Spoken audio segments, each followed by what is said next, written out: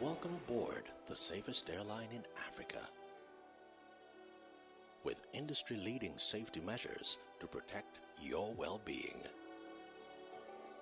The first in Africa to earn a diamond standard of safety. Offering a more contactless, safe, and seamless experience. Delivered with a smile by Africa's first fully vaccinated crew. Creating special memories that bring the joy back to flying, so you can continue making memories with your loved ones. Book your flight with Rwandair today. Rwandair, the safest airline in Africa. Rwandair, fly the dream of Africa. We can still see that you are joining with us even when we are off for the break of lunch. Thank you so much for being with us. Right now we are going to have our keynote speech for the day. And it is coming from none other than the founder and president and distinguished professor of innovation, strategy, marketing at Nobel International Business School, NIBS, in Accra, Ghana. He ranks among the top doctoral marketing faculty in the world. He's one of the scholars whose work is most cited by the marketing doctoral students. Ladies and gentlemen, please welcome Professor Kweku Atuahene Gima as our keynote speaker of the day.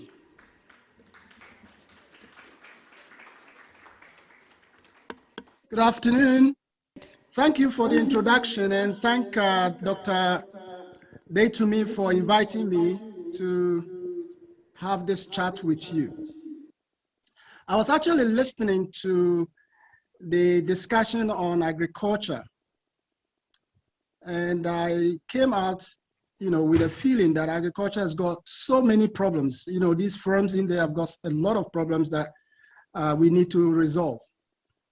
And I guess the same thing applies to all small firms and enterprises in Africa. Now, you remember that one of the major things that we learn when we go to school or doctorate studies about small firms and startups is what we call the liability of newness and liability of smallness. Now, I'm going to harp on this a little bit by first sharing my slide with you so that you can see the trend of the talk. Now, when we study small and medium-sized enterprises and startups, we tell students a lot about the liability of newness and liability of smallness. And that means that simply that small firms are unable to compete because they lack the capacity, they lack competitive advantage, they lack a lot of things. So my topic is rethinking and retooling innovation in startups and SMEs in the after era. So the liability of newness and smallness kind of encapsulates the problems that these firms face in any environment, in Africa, everywhere in the world. I would suggest that in Africa, probably these problems are kind of exacerbated by the conditions that we have. And now comes the Africa free trade zone. And before I started, I kind of decided to get to talk about these things. I decided to read a little bit on this issue. And I came out with a feeling that these small firms are going to have a really, really hard time. Because I read an article by the Institute of Security and Security Studies in Dakar. And the conclusion of this study is that although there are a lot of benefits from this free trade area for small and medium-sized enterprises and startups, these firms are going to have a big, big problem in the sense that they would lack competitive advantage because of the various problems and the liability of newness that I spoke about, that they cannot cope. And that big firms, like they mentioned the Dangotes and people like that, are the ones that are going to be able to benefit greatly from this enterprise. So my argument is that this is not new because I've seen this before, right?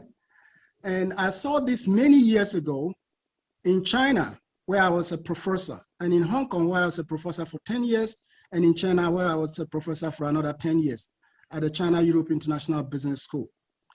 And we had quite a bit of research funded by the Hong Kong Research Council with several PhDs to understand a few issues about innovation.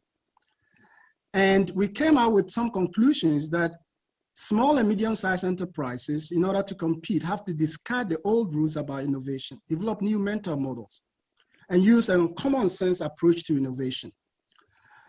And the basis of this argument is that we conducted quite a bit of research, and we wanted to understand how these firms actually operate. How do they innovate? Because these firms that we are studying were in the Haidian district or technology district in Beijing and in Shenzhen. And these firms are supported by government with R&D funds and all that. Government was concerned about the way they were operating, in the sense that many of them were turning into distributors for foreign products and foreign product services. So they wanted us to understand what is going on. How are these people innovating, and whether or not they are doing something new that they don't understand. Now, the argument I'm going to present, I do not expect you to agree with me, because I presented this in various forums and a lot of people don't agree with me. I just want you to listen and digest it and see whether or not there's some kind of gem that you can take. So 20 years of research and teaching and consulting in Hong Kong is kind of the basis, the knowledge that I've gained and published in some of the top tier journals in the world, and taught also not only in China and Hong Kong, but also in Europe, especially UK, the Netherlands, and Germany. It's the basis of these arguments. Now, my main conclusion is simply this.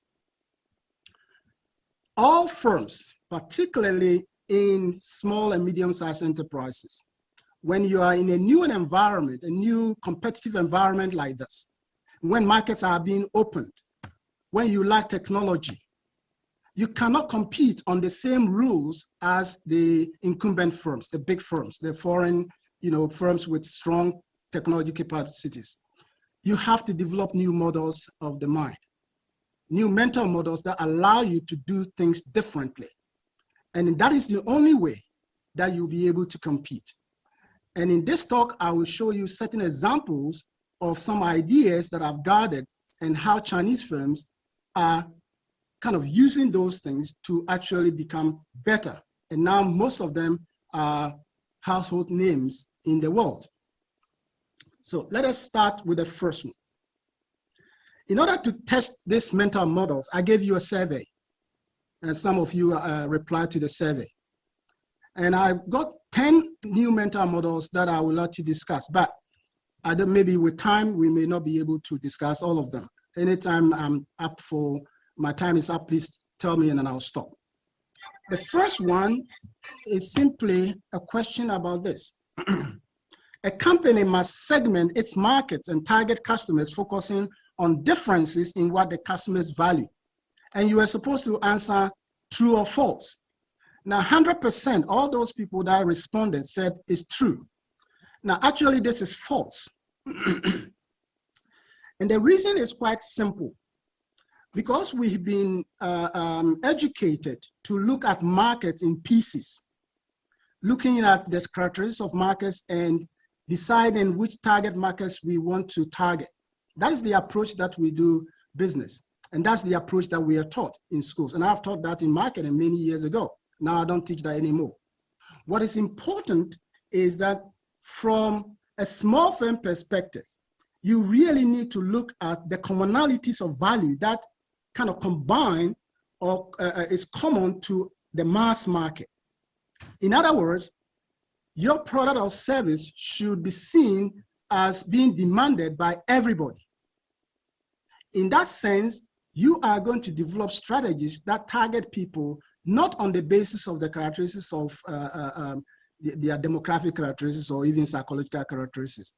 Your products are going to be focused on what they value, what the products allow them to solve, the problems the products allow them to solve. And in that way, you're going to have multiple business models that allow you to target the entire market so that you don't leave gaps in the market for people to, capture some value from you. And that is the problem of Western companies. They complain about a lot of Chinese companies, targeting their market because they left chunks of the market untapped. And that allows other people to join into the game. Now, I did the same research in 4 countries in Africa: Kenya, Ghana, South Africa, and Nigeria. And this is the result, which is a little bit different from your result. 75% said yes, 25% said no to that question.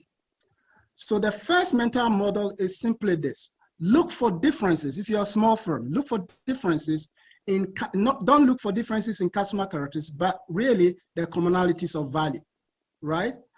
So target marketing kind of limits your business model. Mass market vision allows you to have multiple different business models and business products that allow you to target almost every sector of the market. And we will come back to this later on when we discuss another mental model. So recognize and pursue non-consumption. Why? Because there are a lot of people in markets that do not have the wherewithal to purchase products. And therefore, if you target only the rich, for example, Western companies, they target only the rich. How about the poor people? A mass market vision allows you to target these people we call non-consumption. As I said, we'll come to that very soon. Mental model 2. This mental model is made possible by the first one, and that is a controversial one. Every customer would only be satisfied with a product or service that is of high quality, reliable, durable, and error-free. Now, you all said this is 82% said this is true. Good 14% said this is not true. That's great. Let's see the other results from the other research. 54% said this is true, and 45% said that is not true. Of course, this is not true. Why is it not true? The reason is that there are 2 types of markets. In any market you think about, there are 2 types. Those able to consume the products that are sold by companies in the market. Some of these people may be overserved. In other words, some of these people may be getting products that are too sophisticated for them, but still they pay for them, right? That means they are overserved. You look at your mobile phone, you're overserved. You don't use you use almost 20% of the features, but all the other features you don't use. You're overserved. There are some people that are also underserved. And there are people who are non-consuming, meaning they don't have the skills, the time, the wealth, the money to buy. They have affordability constraints. So as small firms, that is limited in competition and limited in technology and all those other things, your aim is to target the overserved aspect of the market, the underserved market, and most importantly, the non-consumption market. And this is what Chinese companies do very well, at least at the time that we were studying them back in the 1960s to 2005 to 2010, when I left and came to Ghana. This is what we were studying. So you see that a lot of these firms look for areas where people cannot have the money or the skill to use very sophisticated products. So their products tend to be very simple, very cheap. Well, they don't say cheap, they say low cost. In other words, they are targeting people based on the ability to afford the product. And that is why sometimes you say these Chinese products are of poor quality.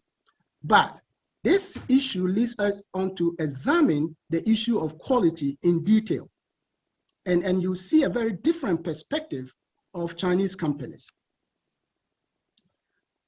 For example, just give you a quick example of this issue. When Mindre is a company that I've studied quite a lot, and I've written quite a lot of it on it. In fact, some of them published in the Financial Times of London in order to spread the message.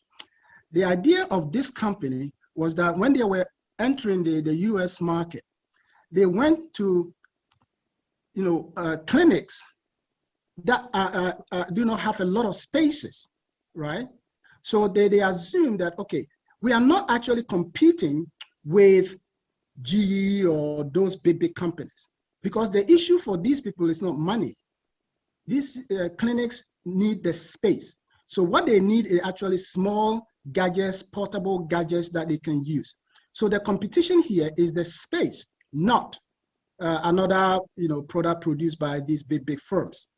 In other words, they don't have the access and the time to utilize big products by these companies. So if you want to get in, you have to look at that and solve the access and time problem. And if you check Mindray now, you will see how big and strong they are in the US market and around the world. So the mental model 2 is that quality is relative. Now, what do we mean by that? What I mean by that is simply this. The traditional view of quality is specification oriented, engineering oriented, reliable, high reliability, durable, and all that, fit with specifications. But if you look at quality from the customer point of view, quality means fit for my purpose, right? So in that sense, what you're doing is to produce a product that is not of absolute quality, right? But it's relative to the person that is actually buying and using the product or service. And this issue, because people don't understand it very well, they use it as a disadvantage, but it is a very key insight into designing and products and services. Because if quality is relative, then it means, for example, somebody who hasn't got the time, the money, the wealth, and all that to purchase a very sophisticated product, and therefore he hasn't got the product, although he wants to use the product, right? Those people we call non-consumption. For these people, this so-called quality is good and fit for the purpose, right? Although another sophisticated customer will say that product is of low quality. So you have to see, as a small firm, before you actually go into big time into the market, you have to see quality as fit for the purpose. Monitor by Nation is your go-to website for exclusive content with in-depth stories, analysis, and detailed coverage. Sign up with these quick and easy steps. Visit www.monitor.co.ug. Sign up for free for a limited period of time with either Facebook or Google. Or you can enter your email address, password, followed by your phone number. Click Sign Up. You are now a registered user. Your privacy will be protected when you share information with us. This registration is part of our effort to understand our audiences and make better business decisions to serve you better. For any queries, please contact us on 0312-301-230 or email us at customercareug@ug.nationmedia.com. Monitor, powered by Nation. Terms and conditions apply. Welcome to Nobel International Business School, NIBS.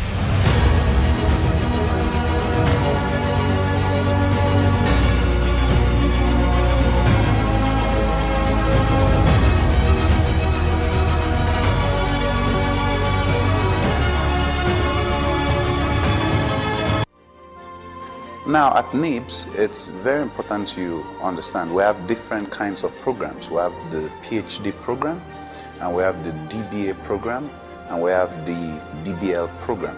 These programs are different and they serve different purposes, and it's very important for you to understand this when making a choice. The PhD, what's it about? Normally the PhD is called the academic doctorate degree. The bachelor's degree and the Masters of Science degree or the MBA has become a common commodity in our time. And so this alone should be a convincing factor when trying to make a choice.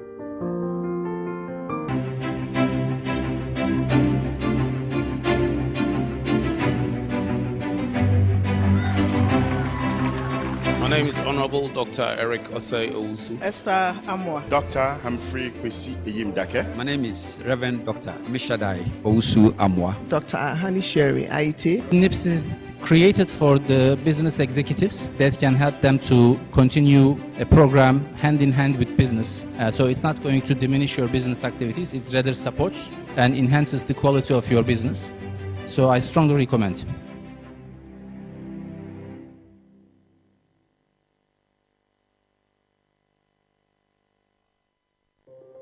Internet is not only important, but is part of us now. We use it in our studies, at work, home, and while going about our daily errands. However, an inconsistent internet connection is common and can be frustrating. But the good news is, we are here to the rescue. At Rock Telecom, we strive to promote integrity, dependability, innovation, customer service, and open-mindedness. Visit our website www.rocktelecom.co.ug for more information. Rock Telecom. Rock Telecom is licensed by the Uganda Communications Commission.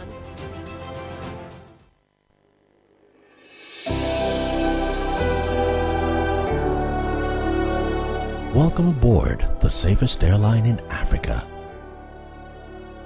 With industry-leading safety measures to protect your well-being. The first in Africa to earn a diamond standard of safety. Offering a more contactless, safe, and seamless experience. Delivered with a smile by Africa's first fully vaccinated crew. Creating special memories that bring the joy back to flying, so you can continue making memories with your loved ones.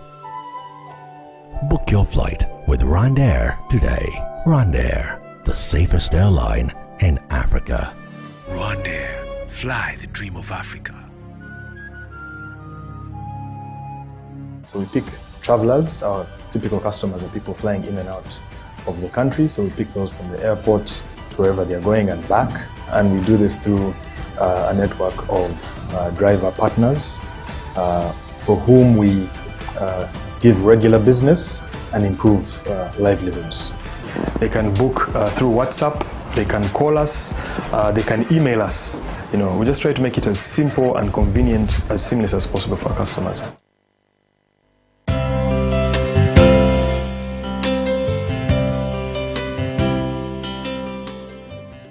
What is creating shared value all about? CSV is short for Creating Shared Value. It is a powerful business management concept that can promote companies to think differently about their approach to social and environmental issues. It is a strategy for addressing society's challenges through profitable business models. It's all about policies and practices that enhance the competitiveness of companies while improving social and environmental conditions in the regions in which they operate. CSV is not CSR. Creating shared value goes beyond philanthropy or corporate social responsibility. Shared value is not about personal values. It's not about sharing the value already created by firms. It is not CSI. It is not philanthropy or corporate social responsibility. Because in these cases, an organization's social contributions are not necessarily intrinsic to the bottom line. The concept of shared value recognizes that societal needs, not just conventional economic needs, define markets. It is also an important tool to align any business to the United Nations Sustainable Development Goals. The social challenges identified by the goals provide a blueprint to achieve a better and more sustainable future for all. When businesses act as businesses, not as charitable donors, they can improve profitability while also improving key measures of societal well-being, environmental performance, public health and nutrition, affordable housing and financial security. Ultimately, it's all about weaving social need into the very fabric of business and creating both economic and societal value. Shared value is the most powerful practice that any company can use to achieve its purpose at scale. It increases company competitiveness and profitability by solving social problems. It helps to drive innovation by seeking opportunities for both business and society. And ultimately, it helps to create a sustainable future.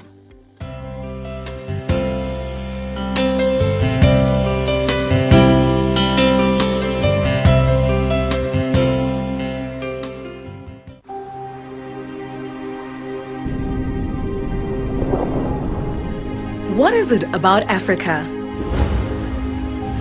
Some see struggle. We see opportunity. This is where we thrive. Africa is a land of contrasts. Hundreds of millions of our people live without access to clean water and electricity. Yet we have more entrepreneurs than any other continent, and by 2050, half of the world's youth will be African. Africa's been busy. We're urbanizing, embracing technology. We're sprinting forward with some of the fastest growing economies in the world. It's time for African-driven solutions to African problems. It's time to seize the moment and create our own narrative to build the Africa we want. Business has the power to bring about change at scale and make money doing so. The shared value business model reconnects business success with social progress. Shared value is also about partnerships, building business networks that create inclusive growth. The power of collaboration should never be underestimated. If we can bring together businesses and communities from across Africa with a shared purpose, we can build economic value and, most importantly, value for society. It's time for Africa to become the economic powerhouse of the future. Become part of Africa's most powerful shared value business network. Join the Shared Value Africa initiative today.